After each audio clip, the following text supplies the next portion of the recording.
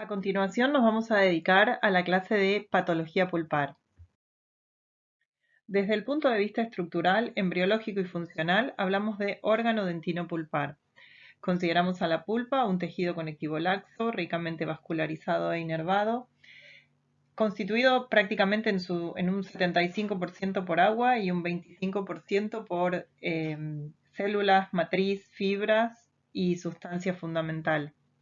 En esta microfotografía lo que estamos observando es una zona periférica donde está localizada la dentina, la predentina y toda esta estructura que estamos viendo aquí es el interior de la cámara pulpar.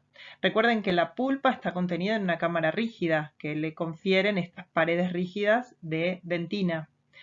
Desde la periferia hacia el centro, la pulpa está constituida por una zona odontoblástica, una zona oligocelular o basal de Weil, una zona rica en células y una zona central, que en la próxima diapositiva vamos a ver qué encontramos en cada una de esas zonas. Pero en esta microfotografía podemos ver que en esta zona periférica se localiza el cuerpo del odontoblasto.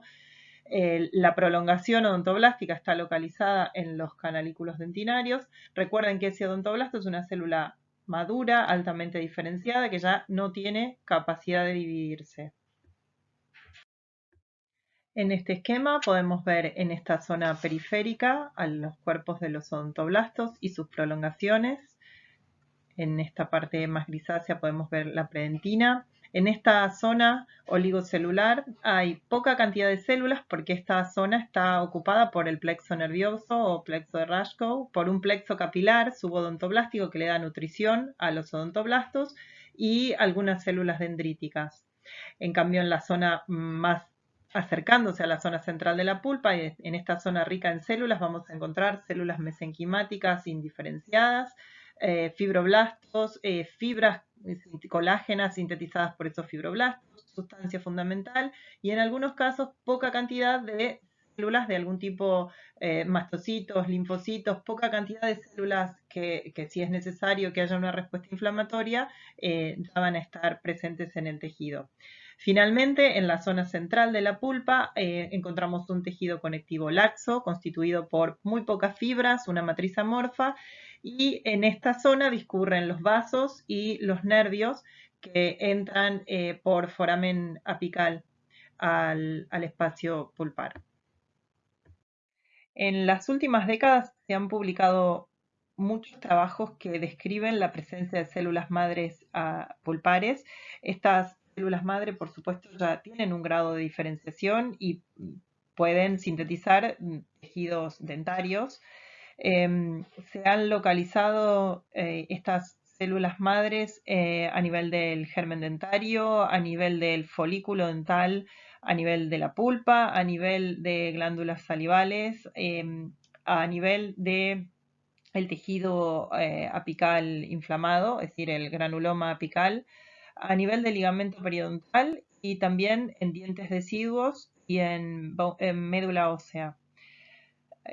Especialmente existen muchas líneas de investigación trabajando sobre células madres de la papila apical, porque se las considera importantes en lo que se conoce como procesos de regeneración pulpar en pacientes con ápices abiertos, incompletamente formados, en los cuales es necesario buscar alguna terapéutica que permita que con algún tratamiento se pueda inducir a estas células madre de la papila apical a seguir sintetizando dentina y cemento para intentar el cierre de ese foramen apical. Las alteraciones pulpares que vamos a ver de aquí en adelante, tengan en cuenta que pueden ser lesiones que ocupen la totalidad de la cámara pulpar o del conducto radicular, es decir, lesiones totales o lesiones parciales. Es decir, puede una lesión ocupar la totalidad de la cámara pulpar y la totalidad de los conductos radiculares, o bien puede solamente ocupar parcialmente una parte de la zona la pulpa coronaria, la totalidad de la pulpa coronaria y avanzar a los conductos radiculares, o iniciarse, por ejemplo, en una lesión periodontal y entonces ocupar parcialmente del conducto radicular y después extenderse a la totalidad del resto del espacio pulpar. Recuerden que los procesos que vamos a ver ahora son procesos biológicos y por eso nosotros vamos a definir las zonas, las noxas que afectan a la pulpa y las zonas por donde pueden ingresar a la pieza dentaria. Entonces vamos a entender por qué estos procesos pueden ocupar la totalidad del tejido pulpar o afectarlo parcialmente, al menos inicialmente. A los fines didácticos, nosotros vamos a dividir o clasificar a las alteraciones pulpares en trastornos metabólicos e involutivos, trastornos inflamatorios y finalmente vamos a referirnos al cuadro de necrosis pulpar. Para referirnos a los trastornos pulpares metabólicos o involutivos, los vamos a clasificar en trastornos metabólicos intracelulares y vamos a definir a lo que es el acúmulo hídrico, también antiguamente denominado vacuolización, y el acúmulo graso. Nos vamos a referir a trastornos metabólicos extracelulares, como ser la fibrosis y la hialinosis. También vamos a describir las precipitaciones cálcicas, que también son alteraciones metabólicas extracelulares. Y finalmente vamos a hablar de trastornos involutivos y nos vamos a referir a la atrofia del odontoblasto. Tengan en cuenta que estas alteraciones pulpares, algunas no tienen relevancia clínica o no tienen transpolación a la clínica, no tienen transferencia clínica.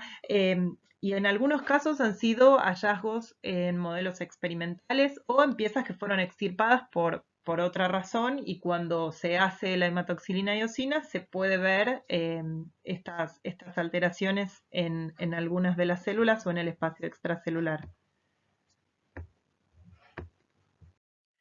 El acúmulo hídrico o vacuolización, antes llamado degeneración vacuolar, puede producirse a nivel del citoplasma del odontoblasto frente a una noxa de baja intensidad, por ejemplo, un ácido, un álcalis o bacterias con poca virulencia que induzcan esta respuesta celular. Se forman estas vacuolas a nivel del citoplasma del odontoblasto. Estas vacuolas pueden confluir, pueden constituir una vacuola más grande. Si esto se viera microscópicamente, se verían espacios vacíos si la pieza dentaria estuviera coloreada con la técnica de hematoxilina eosina. Claramente esto puede llegar a ser un hallazgo microscópico en una pieza que se extrae por otra causa, o puede ser un hallazgo en estudios experimentales en animales. No es un cuadro que tenga relevancia clínica o transpolación a la clínica. Nos referimos al acúmulo graso, nos estamos refiriendo también a un trastorno metabólico intracelular del odontoblasto, en el cual se van a formar pequeñas vacuolas de grasas. ¿Sí? Este es el núcleo del odontoblasto y se empiezan a formar pequeñas vacuolas grasas que tienden a confluir, desplazan al núcleo. Tengan en cuenta que si quisiéramos ver esto, recuerden que si quisiéramos ver esto histológicamente, en un corte con hematoxilina y eosina veríamos espacios vacíos, y si quisiéramos ver la grasa deberíamos hacer un corte por congelación y una coloración, por ejemplo, con Sudán. Es una alteración metabólica que puede ser reversible, que generalmente está asociada a pulpas viejas y de nuevo no tiene transferencia clínica, es un hallazgo histológico. Las precipitaciones cálcicas son depósitos de sales cálcicas que se producen en la pulpa dentaria y que, si se producen a nivel de la pulpa coronaria, toman el nombre de nódulos pulpares, y si se producen a nivel de la pulpa radicular se denominan agujas cálcicas. Estos nódulos pulpares a nivel de la pulpa coronaria se depositan, primero se deposita una matriz orgánica organizada que posteriormente calcifica. Por lo general son estructuras homogéneas. El depósito de materia mineral es concéntrico, es decir, se va depositando desde el centro a la periferia. Por lo general son oligotubulares y si tienen túbulos, son túbulos muy pobres, muy pocos, o estructuras de aspecto tubular, porque por lo general no están constituidos por estructuras tubulares. Respecto de las agujas cálcicas, las agujas cálcicas se forman a nivel de la dentina, de la pulpa radicular. Por lo general siguen los trayectos de los vasos sanguíneos, por eso son estructuras paralelas a los vasos, a los trayectos vasculares, y entonces son estructuras más alargadas. Si hablamos de la clasificación de los nódulos pulpares, se los puede clasificar en libres, adherentes e incluidos, dependiendo de su relación con la dentina de la pared de la cámara pulpar. Cuando hablamos de nódulos pulpares que no tienen relación con la pared dentinaria, hablamos de nódulos libres. A su vez, esos nódulos libres pueden estar aislados, separados entre sí, como en esta imagen, o pueden ser confluyentes y formar una gran estructura, ¿sí? Porque en su crecimiento concéntrico se van uniendo unos con otros cuando se va posicionando más material mineralizado y finalmente forman una estructura más grande. Mientras no estén adheridos a las paredes dentinarias, siguen siendo nódulos libres. Ahora, si en su crecimiento si sumamos el crecimiento de aposición de materia de calcio a esos nódulos en forma periférica y recordamos que la aposición de dentina secundaria se hace a expensas de la luz de la cámara pulpar, puede ocurrir que esos nódulos queden adheridos a la dentina y en ese caso ya no son libres, son nódulos adherentes. En esta imagen vemos un nódulo adherente y un nódulo y dos nódulos libres. Finalmente, en su crecimiento quedan incluidos en esa matriz de dentina secundaria, ya hablamos de nódulos de tipo incluidos, no solamente adherentes. Y en esta imagen estamos viendo agujas cálcicas a nivel de la pulpa radicular que también pueden quedar libres en el espacio pulpar o adheridas a la dentina secundaria. En el caso de estos nódulos pulpares o de estas agujas cálcicas, tengan en cuenta que pueden de alguna manera sí modificar la respuesta al frío o al calor, la respuesta a la vitalidad pulpar, pero tienen una importancia clínica, primero que se ven radiográficamente porque están mineralizados, se ven radiográficamente y son importantes a la hora de los tratamientos de endodoncia porque hay que tener en cuenta que para poder hacer el tratamiento de endodoncia, primero hay que poder eliminar el nódulo pulpar o la aguja para poder realizar la correcta instrumentación y la limpieza de los conductos, y entonces se necesita hacer el diagnóstico radiográfico para saber cómo se va a abordar ese conducto, porque a veces no es tan sencillo eliminarlos. En esta radiografía estamos viendo, fíjense, el conducto radicular, la cámara pulpar y la presencia de nódulos en esta pieza dentaria también. Y si vemos estas microfotografías, fíjense que esta es la estructura de dentina, los odontoblastos. Fíjense que en esta zona están viendo un nódulo, fíjense cómo se ve la posición concéntrica de los depósitos minerales, y este es un nódulo en esta fotografía o en esta zona de la fotografía libre, no está adherido a la dentina. En este caso vemos otra microfotografía en la que podemos ver esas capas de aposición de tejido mineralizado, como si fueran las catáfilas de una cebolla, de alguna manera. En esta zona vemos un cuerno pulpar donde vemos nódulos también libres, y en esta microfotografía vemos un nódulo libre y en esta zona un nódulo que ya está adherido a la pared dentinaria. Otras microfotografías donde vemos nódulos libres. En esta microfotografía vemos un nódulo libre, pero donde se está viendo la matriz orgánica, ¿sí? Que todavía probablemente no esté mineralizada. Si se fijan en esta microfotografía vemos las zonas donde están estos nódulos libres y fíjense cómo se ven los vasos sanguíneos en este corte histológico. Y en esta microfotografía podemos ver un nódulo que está libre y ya empezando a estar adherido a las paredes de dentina. En estas microfotografías estamos viendo agujas cálcicas, fíjense esa disposición siguiendo el trayecto de los vasos sanguíneos, paralelas a los vasos sanguíneos. Siempre recuerden que se depositan sobre una fibrohialinosis previa. Fíjense en este corte de este canino, cómo se ve este depósito paralelo a la estructura del conducto y paralelo a los trayectos vasculares. La fibrosis es una alteración pulpar extracelular en la cual hay un aumento de fibras, en la cantidad, en el número de fibras en el tejido pulpar. Es más frecuente en adultos o en pacientes mayores.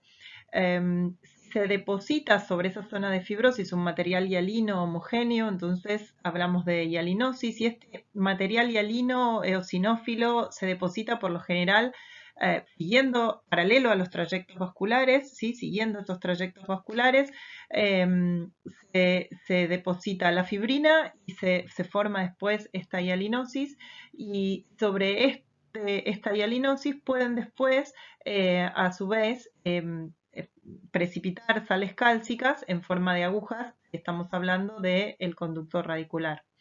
De nuevo, esto no tiene por lo general transferencia clínica, así como la fibrosis ocupa el espacio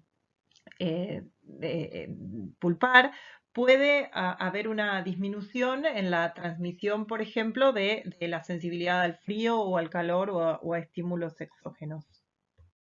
Si hablamos de atrofia, recordemos que el concepto de atrofia es la disminución en el tamaño de una célula, en el tamaño de un órgano, en la cantidad y el funcionamiento de sus organelas.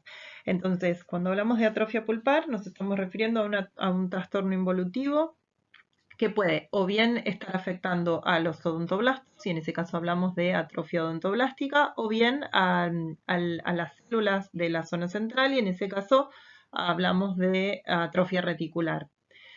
En el caso de la atrofia odontoblástica, puede producirse por lo general asociada al envejecimiento, ¿sí? de esas piezas dentarias, por supuesto acompañado del envejecimiento del paciente, a una disminución en el flujo sanguíneo, por ejemplo, que haga que disminuya la función o el trabajo de esos odontoblastos.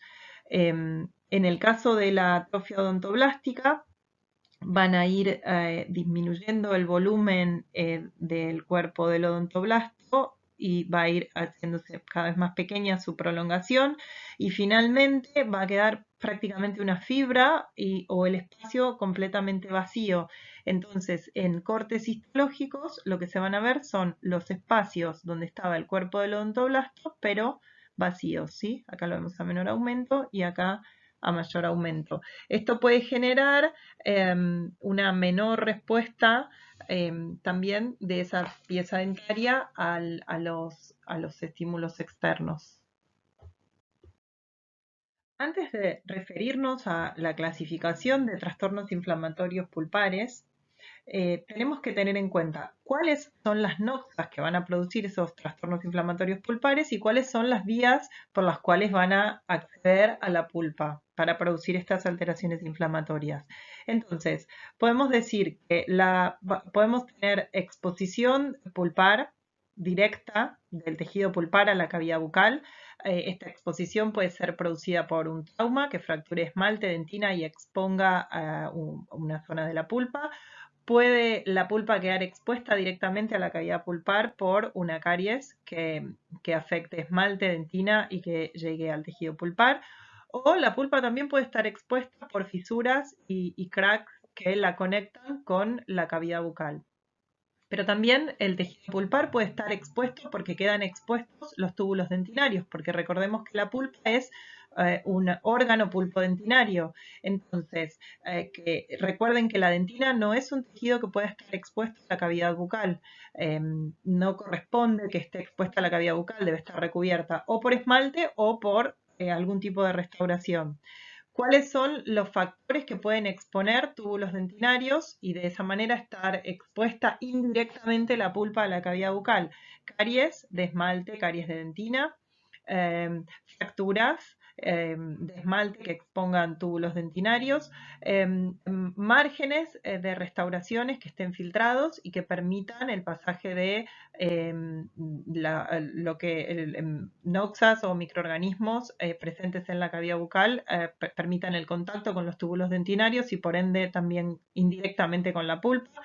Tallados o preparaciones cavitarias, técnicas de raspaje y alisado que eliminen cemento y expongan túbulos dentinarios a nivel radicular o reabsorciones radiculares.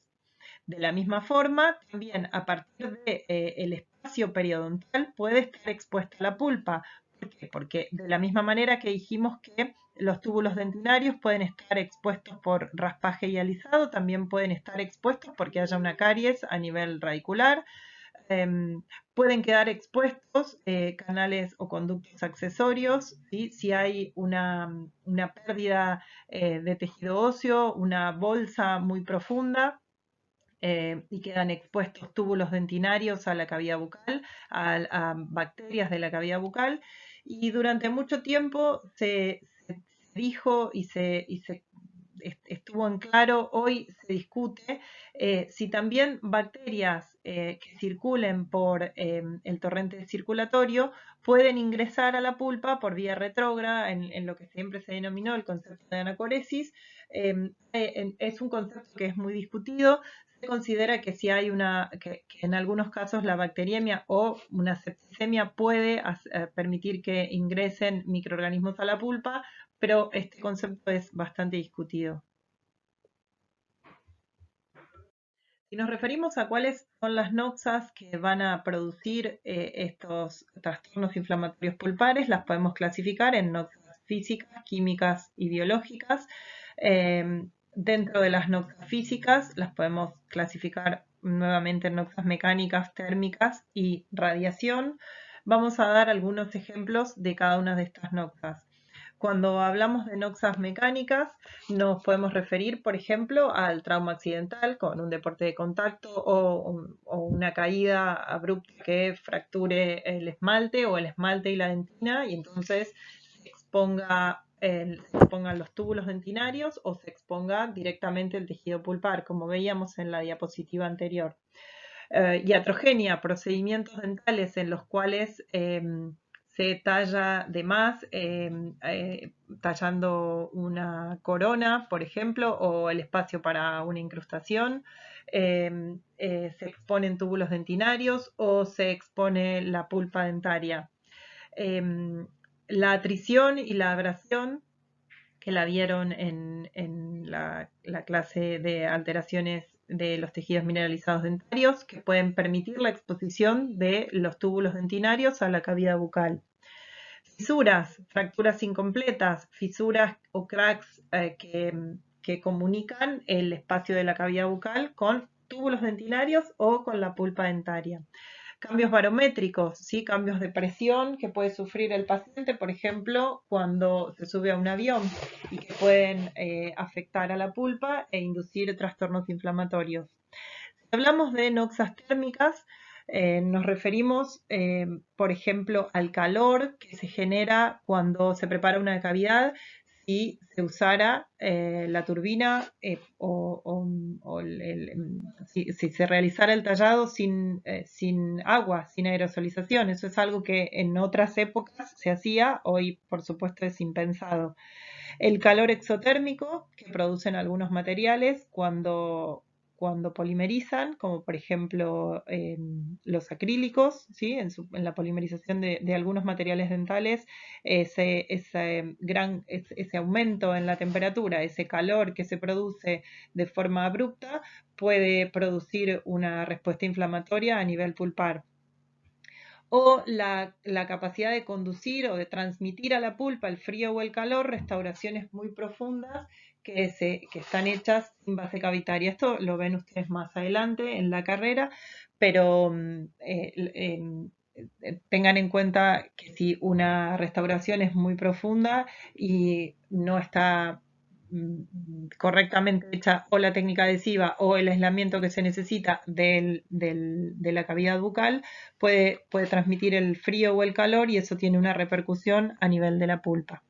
La utilización del láser, que tiene múltiples aplicaciones en odontología, si no está perfectamente hecho, también puede producir alteraciones a nivel de respuestas inflamatorias a nivel de la pulpa. Si nos referimos a noxas químicas, podemos referirnos de nuevo al monómero del acrílico, que digamos lo nombramos cuando se producía el calor exotérmico, pero también actúa de forma química cuando discurre a través de los canalículos dentinarios. Si nos referimos al ácido fosfórico, nos estaríamos refiriendo a no hacer correctamente la técnica de grabado ácido en dentina, no respetar el tiempo, no respetar el tiempo de lavado. Y también nos podemos referir a la erosión ácida, que también la vieron en la clase anterior, que va a destruir el esmalte y va a destruir la dentina y va a quedar expuesta la dentina, van a quedar expuestos los túbulos dentinarios y si sigue avanzando va a quedar expuesta directamente la pulpa dentaria. Si nos referimos a noxas biológicas, nos estamos refiriendo a toxinas asociadas con caries o a la invasión directa de caries, de la caries porque avanza la lesión de caries o por un trauma. Entonces nos vamos a referir a cómo está constituido ese biofilm de tipo endodóntico.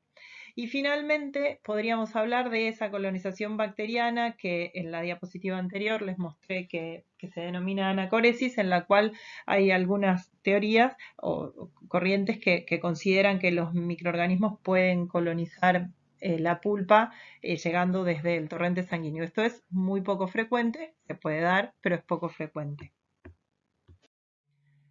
Cuando nos referimos a noxas biológicas, la formación de biofilm endodóntico, la llegada de los microorganismos al sistema de conductos, primero y a la superficie externa de la pieza dentaria o al espacio periapical, son la principal causa de trastornos inflamatorios pulpares.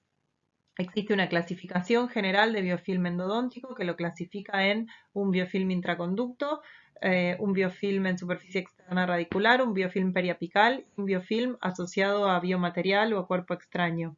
Entendemos, por supuesto, por biofilm a un sistema a una comunidad de microorganismos, de distintos tipos de microorganismos que se disponen formando microcolonias inmersas en una matriz y es condición imprescindible para la formación del biofilm que tenga una superficie sobre la cual se pueda adherir. Entonces, cuando en esta clase nosotros nos vamos a referir a la importancia del biofilm intraconducto, es decir, el biofilm endodóntico que está localizado en el sistema de conductos radiculares, sea cual sea el conducto, pero siempre confinado al interior del sistema de conductos, porque si hablamos de que el biofilm logra salir por el foramen apical y colonizar los microorganismos logran colonizar la superficie externa radicular y destruir y ocupar las oquedades del cemento, en ese caso estamos hablando de biofilm en superficie externa radicular. Por supuesto que con la endodoncia nosotros podemos limpiar y eliminar el sistema de conductos. No podemos instrumentar o llegar con la irrigación a la superficie externa radicular. Por otra parte, el concepto de biofilm periapical habla de, no es lo más frecuente, pero de que pueden colonizar distintos tipos de microorganismos, procesos apicales, granulomas apicales, como vamos a ver más adelante. No cualquier tipo de microorganismo es capaz de lograr la formación de un biofilm periapical. Y por último, hay trabajos que documentan la existencia de un biofilm asociado a biomaterial, a un cuerpo extraño, en los que está estudiado que si hay pasaje de un biomaterial al espacio del ligamento periodontal o a un granuloma apical, esto lo vemos en la próxima clase, Si existe todavía una infección o todavía hay microorganismos en esa zona, pueden usar ese biomaterial para adherirse los microorganismos y entonces se forma este biofilm que está asociado a cuerpo extraño. Cuando nos referimos al biofilm intraconducto, nos referimos a que la localización de esta comunidad de microorganismos inmersa en esta matriz o glicocálix adherida a una superficie está justamente adherida a las paredes de la cámara y del conducto dentinario. Cualquiera de las ramificaciones del conducto, ya sea un conducto colateral, un conducto principal recurrente, incluso la presencia de biofilm en los deltas apicales también es considerado biofilm intraconducto. Es decir, mientras estemos hablando de que los microorganismos están en el interior del conducto, incluso invadiendo los canalículos dentinarios, estamos hablando de biofilm intraconducto. Esto es prácticamente lo más importante en la limpieza que tiene que hacer el endodoncista, debridando e irrigando el sistema de conductos para eliminar el biofilm antes de la obturación para garantizar el éxito del tratamiento. En este caso podemos ver en este trabajo del doctor Ricucci cómo con esta técnica especial, que es la técnica de coloración de Brown and Bren, que es una técnica de Gram modificada. Lo que estamos viendo en amarillo son las paredes dentinarias y lo que estamos viendo en color azul es justamente las colonias microbianas que están adheridas, ese biofilm está adherido a la pared dentinaria. Estos trabajos están hechos en piezas dentarias que tuvieron que ser extraídas porque como en este caso tenían caries que eran muy grandes y entonces las piezas dentarias ya tenían indicación de extracción y se hizo estos cortes coloreados con esta técnica especial para poder identificar este biofilm intraconducto. En este corte transversal de esta raíz de un molar, ustedes pueden ver cómo queda biofilm en este conducto. Fíjense la cantidad de biofilm en el istmo que está separando estos dos conductos. Fíjense cómo esta zona del conducto fue trabajada, pero todo esto tiene que ser eliminado con la irrigación, ¿sí? Con la permanencia del irrigante. Y fíjense a mayor aumento cómo se ve cómo está adherido el biofilm a las paredes de dentina en el istmo de la pieza dentaria. La pulpa como tejido conectivo vascularizado puede sufrir una respuesta inflamatoria. Esa respuesta inflamatoria puede sobrevenir cuando la pulpa es sometida a cualquiera de las noxas que enumeramos antes, en físicas, químicas o biológicas. Esa respuesta inflamatoria, desde el punto de vista histopatológico, puede ser clasificada en una primera respuesta que en la cual hay una hiperemia, un aumento en la vasculatura a nivel arteriolar. Como vamos a ver más adelante, este cuadro puede ser reversible si se elimina la noxa que lo origina, pero si la noxa persiste, va a sobrevenir un cuadro de pulpitis, entendiéndose por pulpitis como la inflamación pulpar. Después vamos a ver si parcial o total, si puede ocupar parte de la cámara pulpar, parte del conducto radicular o la totalidad de la pulpa. Esa pulpitis, como cualquier cuadro inflamatorio, puede iniciar como un cuadro agudo y pasar a la cronicidad. Puede tener un breve paso por la fase aguda y enseguida instaurarse un cuadro pulpar crónico. Y finalmente la pulpa como tejido conectivo vascularizado, si avanza el cuadro de pulpitis, puede pasar a un cuadro de necrosis. Esta clasificación es la clasificación histopatológica, es decir, es lo que podemos ver microscópicamente si evaluamos cada uno de estos cuadros inflamatorios. En este cuadro lo que vamos a hacer es comparar esta clasificación histopatológica que acabamos de describir con la clasificación que se utiliza desde el punto de vista clínico, la clasificación que utiliza la Asociación Americana de Endodoncia, porque lo que histológicamente se ve como un cuadro de hiperemia y es un cuadro reversible, clínicamente normalmente se llama pulpitis reversible. Si bien en la clínica muchas veces también decimos hiperemia. Los cuadros de pulpitis, que desde el punto de vista histopatológico pueden ser clasificados en agudos o crónicos, desde el punto de vista clínico, para diferenciarlos de lo que se define como pulpitis reversible, a lo que desde el punto de vista histopatológico nosotros denominamos pulpitis, desde el punto de vista clínico las clasificaciones la definen como una pulpitis irreversible. Para nosotros, desde el punto de vista histopatológico, cualquier pulpitis es irreversible porque la pulpa no tiene forma de eliminar esa respuesta inflamatoria, reorganizar el tejido, reparar. Entonces, dentro del término pulpitis, para el patólogo, desde el punto de vista anatomopatológico, no es necesario aclarar que la pulpitis es irreversible. Por otra parte, desde el punto de vista clínico, nosotros normalmente hablamos de pulpitis irreversible sintomática, ¿sí? Cuando la definimos como un cuadro que tiene una respuesta ruidosa desde el punto de vista clínico, como vamos a ver más adelante, pero también desde el punto de vista clínico hay hay clasificaciones de pulpitis que son irreversibles, pero no presentan sintomatología, son silenciosas. Desde el punto de vista histopatológico y desde el punto de vista clínico, la necrosis se define de la misma forma, y es la muerte del tejido pulpar. Y desde el punto de vista clínico también se clasifica a la pieza, desde el punto de vista del endodoncista, a la pieza como previamente tratada, cuando ya se hizo una endodoncia, o se habla de tratamiento previamente iniciado, cuando se inició la endodoncia pero no se completó. El cuadro de hiperemia, que desde el punto de vista clínico se denomina pulpitis reversible, se caracteriza por un aumento en la circulación. Como el nombre lo indica, es un aumento en la circulación sanguínea activa. Como vamos a ver en la próxima diapositiva, en las imágenes histológicas.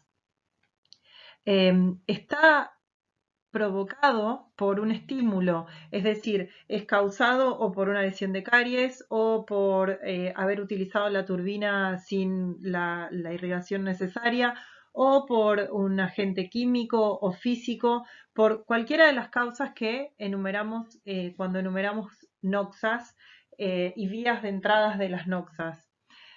La característica de la hiperemia es que como es una respuesta vascular, es reversible justamente si se elimina la noxa que la está provocando.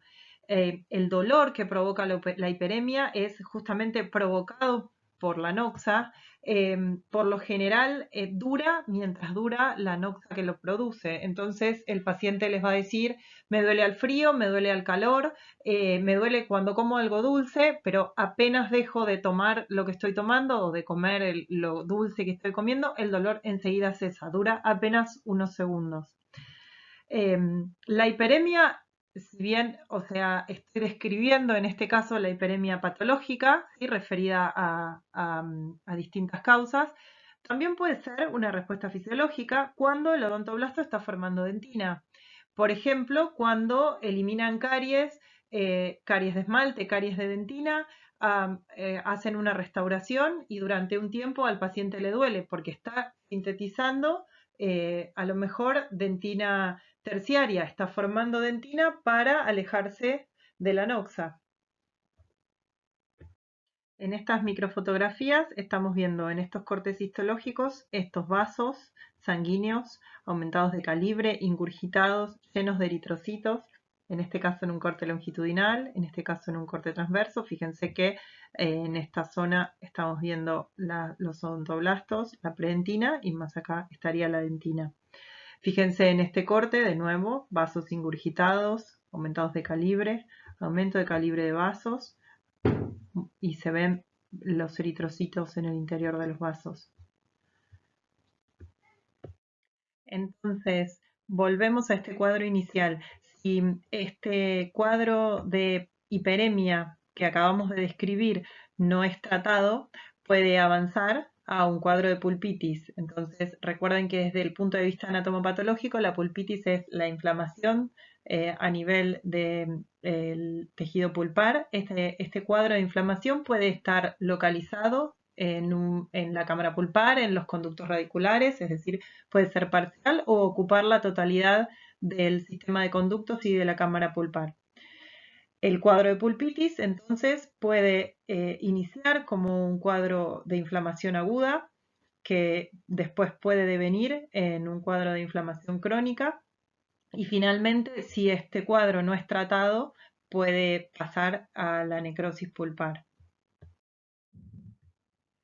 El cuadro de pulpitis aguda puede estar caracterizado por una respuesta con infiltración de polimorfonucleares neutrófilos, en la cual vamos a ver en el preparado histológico edema y este tipo de células del infiltrado inflamatorio agudo, y en ese caso hablamos de una pulpitis aguda de tipo infiltrativa, por lo general, cuando en cambio la presencia de polimorfonucleares intentando fagocitar y destruir a la noxa es muy intensa, por ejemplo, por la presencia de un estafilococo dorado, y entonces los polimorfonucleares sufren distintos tipos de estadios de acúmulo graso o se necrosan y se forma un exudado purulento. En ese caso hablamos de una pulpitis aguda de tipo abscesosa, y algunos autores también describen un tercer tipo de pulpitis aguda, que es la pulpitis hemorrágica, que está asociada a noxas muy virulentas y de inicio muy repentino. Y en esos casos lo que se produce es la destrucción de las paredes vasculares y la salida de eritrocitos de los vasos que caracteriza la presencia, se caracteriza por la presencia de eritrocitos en los preparados histológicos. Desde el punto de vista clínico, las pulpitis agudas son muy dolorosas, se caracterizan porque el dolor no cesa cuando cesa el estímulo, el dolor es muy intenso. En el caso de la pulpitis abscedosa, el dolor es pulsátil, porque recordemos que hay pus en el interior de una cavidad que no se distiende. Toda la respuesta inflamatoria está confinada al interior de las paredes de la cavidad pulpar. Por otra parte, tengan en cuenta que desde el punto de vista radiográfico las pulpitis no tienen manifestación a nivel apical, todo esto está confinado al sistema de conductos, pero ustedes clínicamente van a buscar la causa de ese dolor que tiene el paciente y radiográficamente también van a buscar lesiones de caries, por ejemplo. En esta microfotografía estamos viendo en este corte coloreado con la técnica de Plaun and Bren, estamos viendo el techo de esta cámara pulpar. Si se fijan, esta es una zona donde hubo aposición de dentina terciaria. En esta zona están viendo el avance de la lesión de caries, coloreada con color azul. Si nos fijamos bien, en toda esta zona la pulpa parece sana. Y si miramos esta zona de este cuerno, acá vemos una alteración a nivel pulpar. ¿Por qué? Porque si hiciéramos más cortes seriados, veríamos que en esta zona ya la noxa llegó a la cámara pulpar. Entonces, en este caso estamos viendo una pulpitis que está localizada a esta zona del cuerno pulpar. Si la vemos a mayor aumento, vemos que hay presencia de algunas células de infiltrado inflamatorio y vemos cómo está presente la noxa y cómo ya hay toda una zona de tejido pulpar que ya no la podemos distinguir porque probablemente ya está en destrucción, y puede que esta zona que se ve en negativo haya estado ocupada por exudado purulento. Los cuadros de pulpitis crónica pueden también ser clasificados en pulpitis crónicas infiltrativas, abscedosas y un grupo especial de pulpitis crónicas que son las pulpitis crónicas productivas, que las vamos a ver más adelante en esta misma clase aparte. Los cuadros de pulpitis crónicas por lo general están asociados a pulpas más resistentes, a veces en pacientes más jóvenes, o irritaciones de menor intensidad y de larga duración. Entonces, puede que el cuadro pase por una pulpitis aguda en un breve periodo de tiempo y después evolucione a la cronicidad.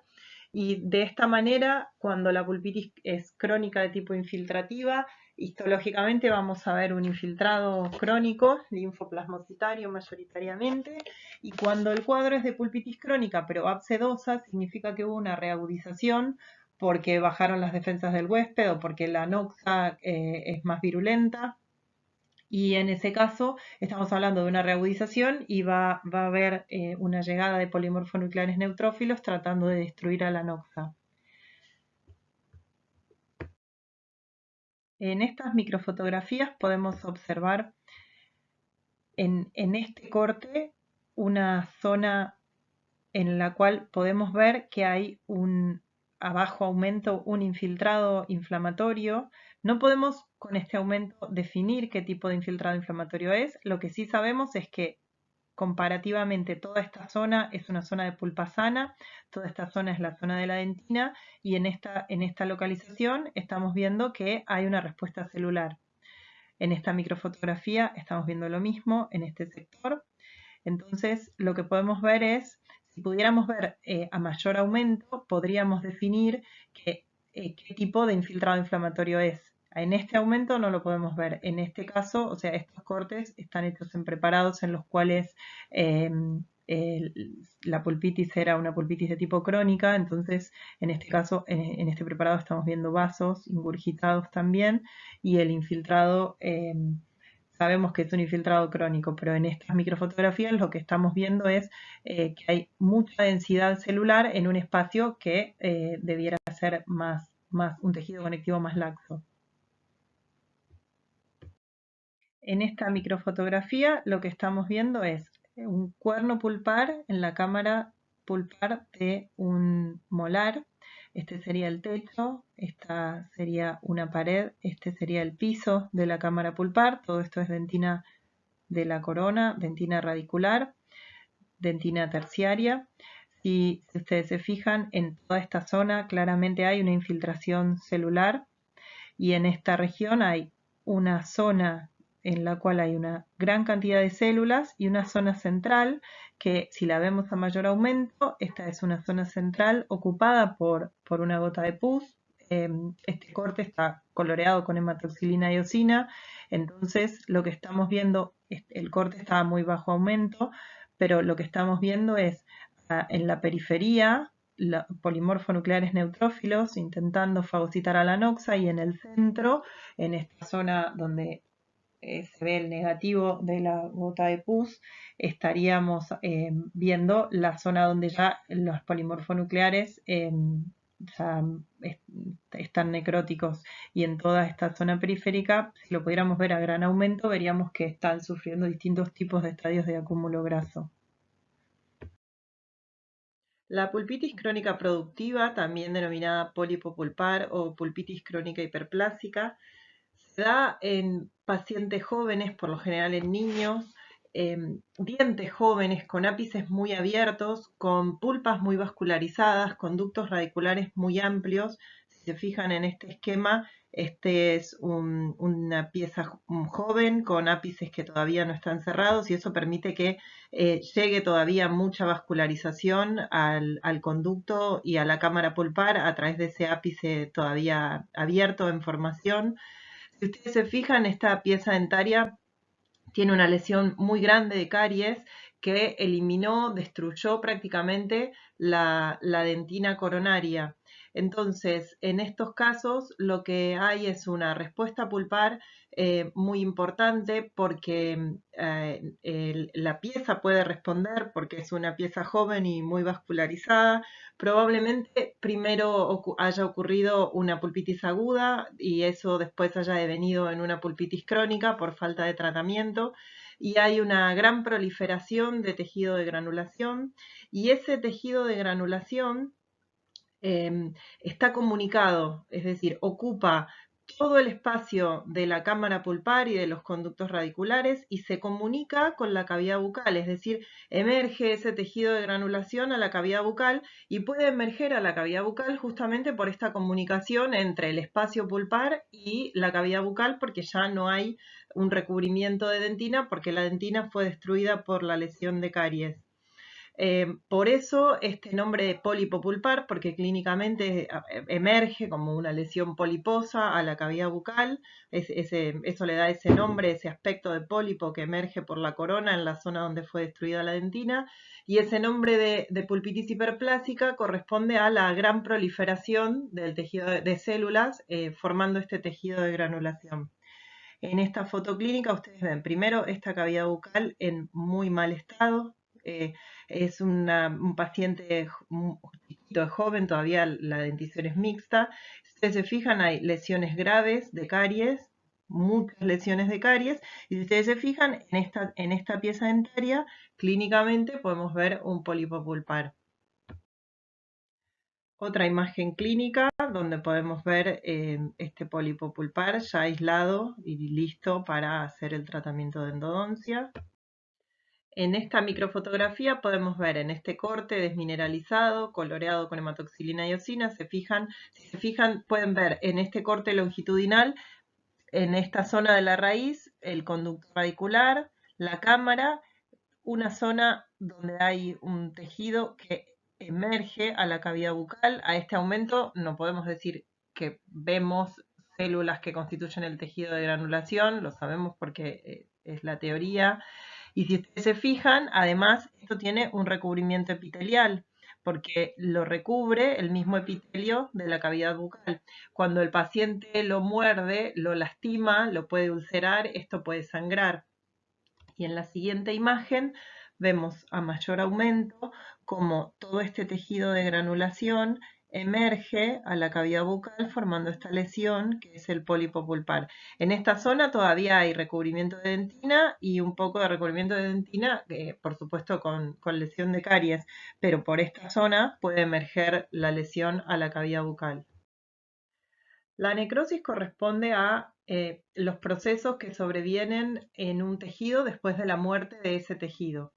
En el caso de la necrosis pulpar, recuerden que la necrosis pulpar es una necrosis de tipo necrosis por licuefacción, caracterizada por la pérdida de las estructuras celulares. Por eso, si ustedes pueden ver en esta microfotografía, el conducto de esta pieza dentaria, no pueden ver el tejido pulpar como lo describimos en el inicio de la clase, no se ven los odontoblastos ni las zonas de la pulpa, se ve un tejido totalmente desorganizado. Dependiendo de la noxa que cause esta necrosis, podemos clasificar a las necrosis en necrosis sépticas o asépticas. Las necrosis son sépticas cuando son provocadas por una noxa microbiana, es decir, por biofilm. Entonces estaríamos hablando de la evolución de una lesión de caries que llegue hacia el tejido pulpar, la evolución de un cuadro de pulpitis que no se trató y evolucionó de un cuadro de pulpitis aguda a un cuadro de pulpitis crónica y de ahí a un cuadro de necrosis, o fue desde un principio un cuadro de pulpitis crónica que evolucionó a un cuadro de necrosis. Desde el punto de vista clínico, cuando el paciente presenta una necrosis séptica, lo que vamos a ver es una lesión de caries amplia. Pudo haber ingresado a la pieza por cualquiera de las vías que vimos en los primeros esquemas de la clase.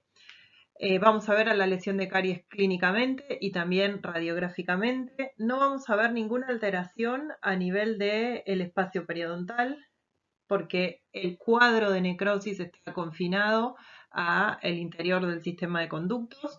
Y también desde el punto de vista clínico vamos a ver que no hay sensibilidad al frío, al calor ni a ningún tipo de estímulo sobre esa pieza dentaria.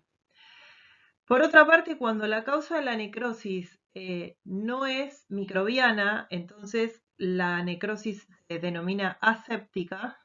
Esa necrosis puede ser causada por un traumatismo que interrumpe la irrigación, interrumpe el paquete vasculonervioso y entonces al romperse el paquete vasculonervioso, se lisan los vasos, se destruye el tejido y sobreviene este cuadro de necrosis. La necrosis aséptica puede entonces ser causada por un traumatismo abrupto, por ejemplo, el paciente que se cae o se golpea, y no hay, a lo mejor hay solo un cuadro donde hay una concusión y la pieza dentaria no se fractura, no cambia de posición, pero pasan algunos meses y el paciente manifiesta que la pieza cambia de color. Ese cambio de coloración se debe a que al romperse el paquete vasculonervioso se rompen los vasos y al romperse los vasos vierten al espacio pulpar los eritrocitos y van ocupando el espacio de los canalículos dentinarios, y esto hace que la pieza cambie a un color amarronado por por el contenido de hemoglobina de esos eritrocitos.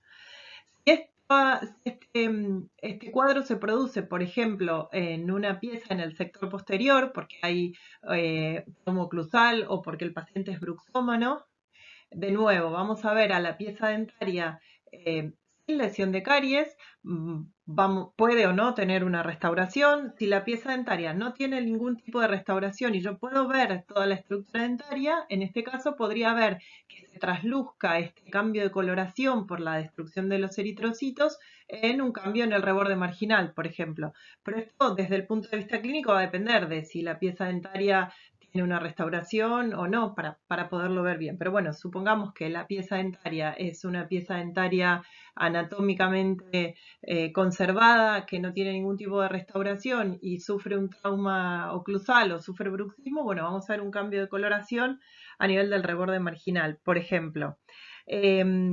Por otra parte, también puede provocar una necrosis aséptica, tallar una pieza dentaria para colocar una restauración sin irrigación, o utilizar materiales que muy cerca del tejido pulpar, que son agresivos para el tejido pulpar, por ejemplo, hacer un provisorio en una pieza dentaria vital con un tallado que está muy cercano a la pulpa, y someter a ese órgano pulpo dentinario a la exotermia, por ejemplo, del acrílico. De nuevo, en este cuadro de necrosis, si la necrosis es aséptica, tampoco vamos a clínicamente ver ningún tipo de sensibilidad o de respuesta pulpar al frío, al calor, ni a ningún tipo de estímulo. Desde el punto de vista clínico, no vamos a ver lesión de caries, porque estamos hablando de una lesión que no es causada por biofilm microbiano. Y desde el punto de vista radiográfico, tampoco vamos a ver ningún tipo de alteración a nivel apical. De nuevo, en estas microfotografías estamos viendo el espacio pulpar ocupado por este tejido que corresponde a lo que ha sido en algún momento tejido pulpar y ahora ha sufrido una necrosis por licuefacción. En este ejemplo estamos viendo una pieza que ha sufrido una necrosis séptica. Fíjense que estamos viendo en esta radiografía una lesión extensa de caries que afectó la pulpa coronaria. Fíjense que el espacio del ligamento periodontal no tiene ningún tipo de modificación, eso lo van a entender mejor en la próxima clase, en la clase de patología apicoperiapical. Y entonces fíjense que si se hace la extracción de esta pieza dentaria, se hace esta coloración especial para identificar biofilm. Podemos ver las paredes dentinarias y todo este biofilm adherido a las paredes dentinarias y a los canalículos dentinarios. Estas imágenes las vimos antes. Y el biofilm en este conducto y en este istmo de esta raíz de la pieza dentaria. En estas microfotografías se hicieron cortes seriados de esta pieza dentaria. En esta imagen están viendo un corte desmineralizado, coloreado con hematoxilina y eosina. Ven el espacio de la cámara pulpar, la pulpa, que en esta microfotografía parece sana. Ven la lesión de caries que está avanzando en este sector. En este otro corte adyacente, coloreado con la técnica de Brown and Brent, ven de nuevo la dentina y el avance de la lesión de caries. Y en esta próxima imagen se van haciendo cortes seriados de la misma pieza dentaria, adyacentes, y van viendo como en el siguiente corte ven cómo avanza la lesión de caries, y en esta zona ya el biofilm está en la cámara pulpar. Y en otro corte adyacente, más adelante, ven cómo es mayor el avance de caries en esta zona de la pieza dentaria y mayor el compromiso y la imagen como muestra este biofilm en el interior de la cámara pulpar. Esta es una pieza dentaria que sufrió una necrosis séptica. El concepto de herida pulpar se refiere a que la pulpa sana queda expuesta a la cavidad bucal de forma aguda, no por una lesión de caries. Es decir, esa exposición pulpar de la pulpa sana es producida o bien por un traumatismo, una fractura dentaria que sería de este tipo, que lesiona esmalte y dentina y expone a la pulpa sana, o por una iatrogenia, es decir, estar tallando una cavidad y exponer, por ejemplo, un cuerpo pulpar. Entonces, el concepto de herida pulpar es la exposición aguda de pulpa que es sana, y esa exposición no es causada por la lesión de caries, ¿sí?, sino por un traumatismo o por el odontólogo a partir de una iatrogenia. El tratamiento de esta exposición pulpar directa es el recubrimiento inmediato, que históricamente se hizo con hidróxido de calcio, todavía se sigue haciendo, pero actualmente existen otros materiales, la mayoría de la familia de los biocerámicos que se utilizan para este fin. De cualquier manera, nosotros lo que vamos ahora es a analizar cómo es la respuesta pulpar si se hace un recubrimiento pulpar directo con hidróxido de calcio, a partir de estudios, de trabajos de investigación que hizo nuestro profesor emérito, que era el doctor Cabrini. Entonces, ¿qué es lo importante cuando hay una exposición pulpar de este tipo? Cuando hay una exposición pulpar directa, aguda, que no es causada por caries, el tratamiento es el recubrimiento inmediato. En este caso nosotros vamos a explicar el recubrimiento inmediato con hidróxido de calcio no fraguable. ¿Qué requisitos debe cumplir esta pieza dentaria? Tiene que ser una pieza dentaria, como ya dijimos, que en la cual esta exposición pulpar haya sido por traumatismo o por iatrogenia y no por caries. Tiene que realizarse el aislamiento absoluto de la pieza dentaria. Además del recubrimiento pulpar con el hidróxido de calcio, fíjense que acá están viendo la exposición pulpar, el recubrimiento con el hidróxido de calcio, pero después coloca un material restaurador definitivo. Ese material restaurador definitivo lo que va a garantizar es que no se filtre la saliva ni ningún microorganismo o detrito de la cavidad bucal que impida todo el proceso que vamos a evaluar ahora.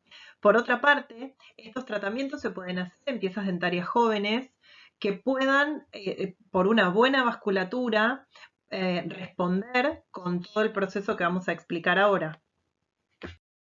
En estos esquemas lo que vamos a ver es cuál es la respuesta del tejido pulpar frente a la aplicación del hidróxido de calcio fraguable. En un primer momento, entre las 0 y las 24 horas, se aplica el hidróxido de calcio. Como el hidróxido de calcio es un material muy alcalino, con un pH muy alcalino, lo que va a producir es una necrosis superficial de ese tejido. Y esa necrosis, por supuesto, va a ser séptica, porque si había algún microorganismo, la va a destruir el pH del hidróxido de calcio. Pero recuerden que una de las condiciones para poder hacer este recubrimiento pulpar es que la exposición no haya sido por caries, que esa exposición sea de pulpa sana por causa iatrogénica o por un traumatismo. Y recuerden que hay que hacer el aislamiento absoluto inmediatamente.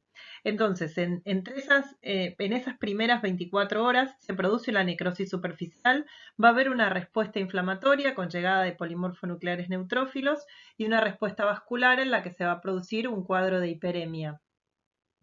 Aproximadamente a los 7 días, esa zona de necrosis superficial está bien definida, bien consolidada. Prácticamente no hay más presencia de polimorfonucleares neutrófilos. Persiste esa hiperemia que está dando nutrición a las células que empiezan a diferenciarse. Se empiezan a diferenciar células madre pulpares que habíamos visto en uno de los primeros esquemas donde definíamos la presencia de células madre en los tejidos de la cavidad bucal. Aproximadamente a los 15 días ya persiste el cuadro, la zona de necrosis superficial, y empieza a formarse un material de sellado, de dentina de sellado. Esa formación de dentina se produce porque de esas células madres que se empezaron a diferenciar a los 7 días, aproximadamente a los 15 días ya se han diferenciado en células de tipo odontoblásticas, y estas células de tipo odontoblástico están empezando a sintetizar esta dentina que va a constituir después el sellado de toda la brecha.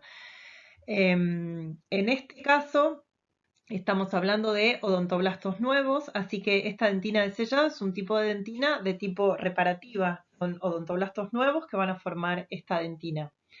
Finalmente, aproximadamente al mes de iniciado este tratamiento, ya se forma por completo esa dentina de sellado, ya cubre toda la superficie de la herida, este tejido mineralizado que va a separar el espacio pulpar de el resto de la restauración que se hizo para sellar esta cavidad. En esta microfotografía a bajo aumento pueden ver, toda esta es la zona donde se produjo la exposición pulpar. Fíjense cómo en el resto de los márgenes de la cámara se ven los odontoblastos y la predentina y la dentina.